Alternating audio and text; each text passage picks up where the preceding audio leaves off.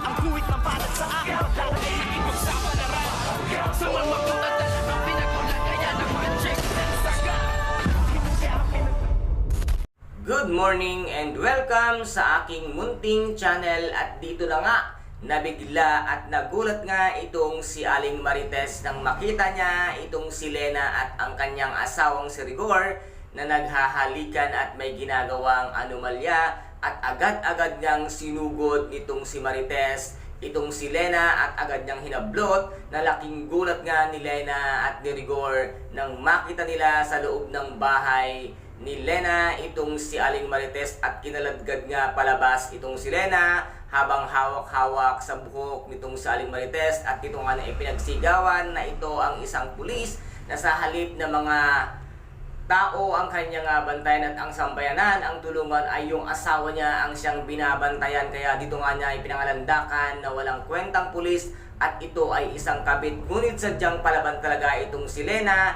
At ito ngayon ay puro kahihiyan ang mangyayari sa iyo ngayon, Lena, dahil malalaman na ng buong kapulisan ang iyong ginagawang paglalansi dito nga kaya Rigor, at dito baka sakali or maaari kayong matanggal sa inyong trabaho dahil sa pangangalo nyo sa bawat isa, at dito nga kay Aling Marites sa kanyang asawa.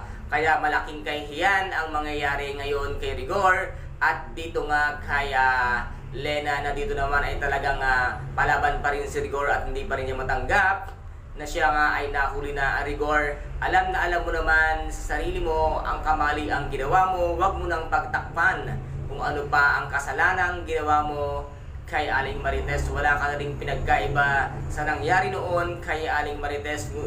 Kaya't ngayon, ikaw naman ang magsisisi dahil nga magdidemanda na itong si Aling Marites at sasabihin sa buong kapulisan ang inyong kabulukang ginagawa ni Lena. And guys, ito po ang ating pakaabangan dito nga sa tinaguriang pambansang teleserye FPJ, ang Batang Quiapo. At kung nagustuhan po ninyo ang aking videos for today, paki-subscribe na lamang po ng aking channel, paki-like and share para maging update kayo sa lahat ng gagawin kong video. Maraming salamat po. Ingat, God bless, and bye-bye!